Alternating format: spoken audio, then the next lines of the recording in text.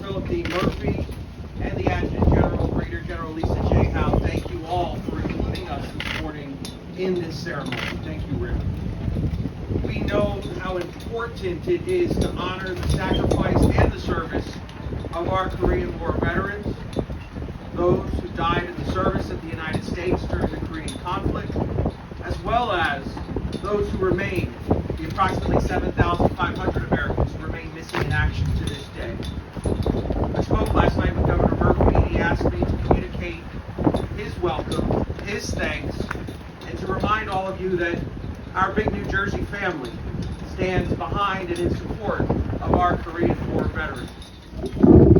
안녕하세요. Hello everyone. My name is Tina Sung. I'm the president of the Peaceful Unification Advisory Council of Philadelphia Chapter and also acting president of Korean American Association of Southern New Jersey.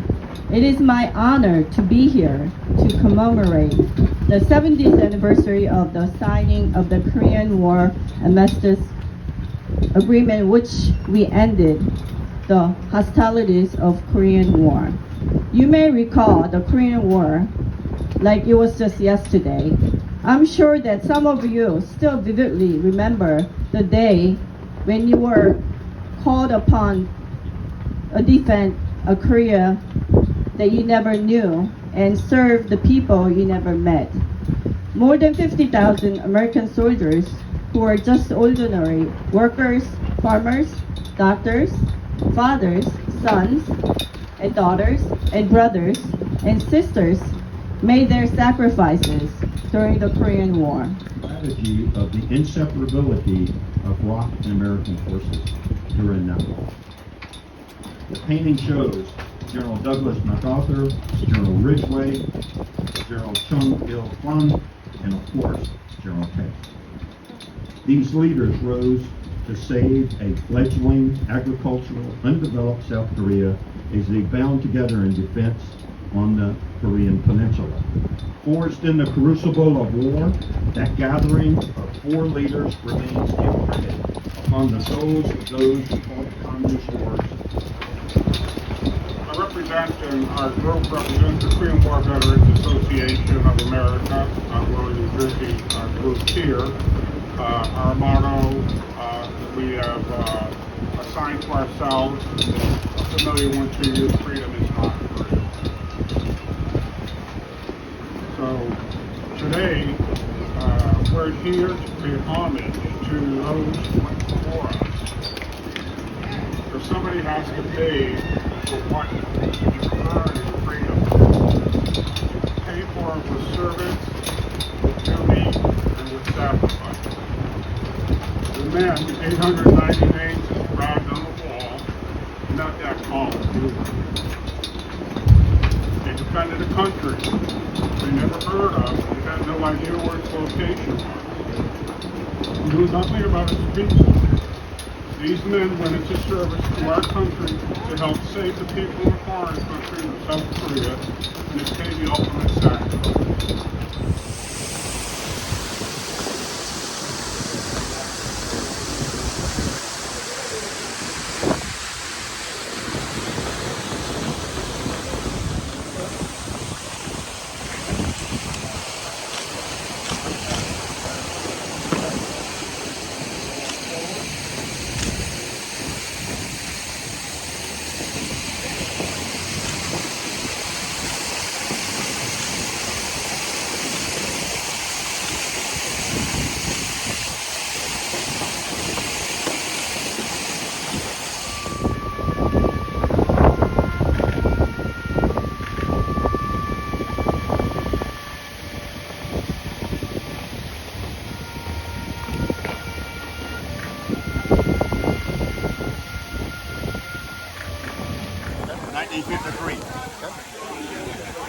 Near Kumwa, Korea, Kumwa and Chorwan,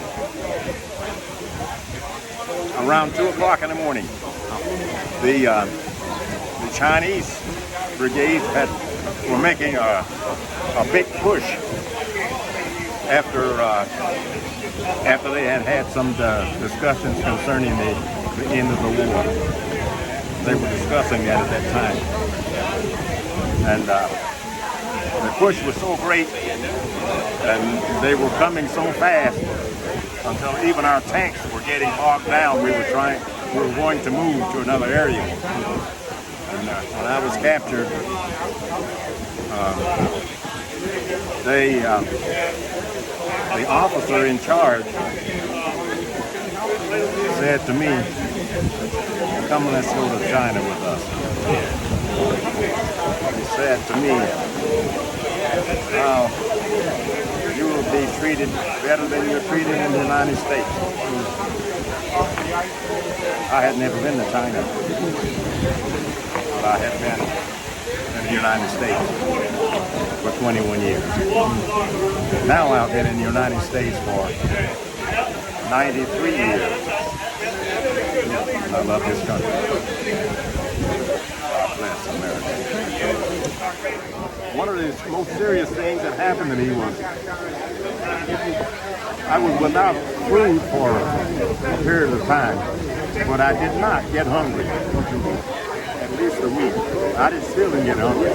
All I ate was some berries that I was taking while I was traveling. During my stay in the prison war camp, my bunk was over some running water, and I thought that I would be suffering from asthma or such.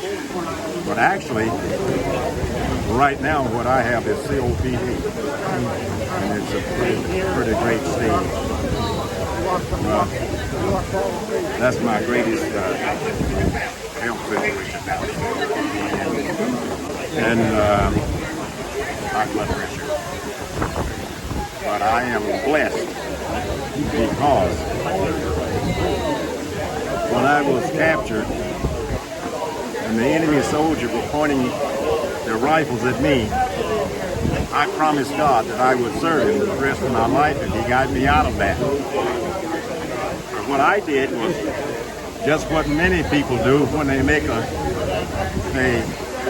foxhole confession. Make a promise. As soon as they get freed, they go back to the same things they were doing before. That's what I did. I did the same things that I did before. But I re-enlisted because it was a better life in the Army than it was what I was involved in. But when I was re-enlisted the second few weeks, I heard a message at Fort Dix Chapel.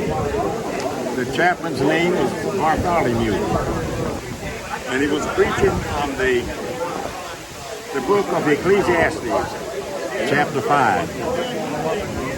And it said, if you make a vow, it's best that you keep it, because God has no pleasure in fools. Therefore, I knew at that time that I had to get on with it, which prompted me to go to a Bible preaching church, a church that instilled in me the idea of wanting to go to Philadelphia College of Bible and learn about what the Word of God says. And therefore, going to PCB and doing some more studies later on, doing some night school, and learning from our gospel preaching church that God's in charge. And therefore, I was licensed in Willingboro, New Jersey. After that, I went to West Virginia, and I was ordained there as a Baptist minister.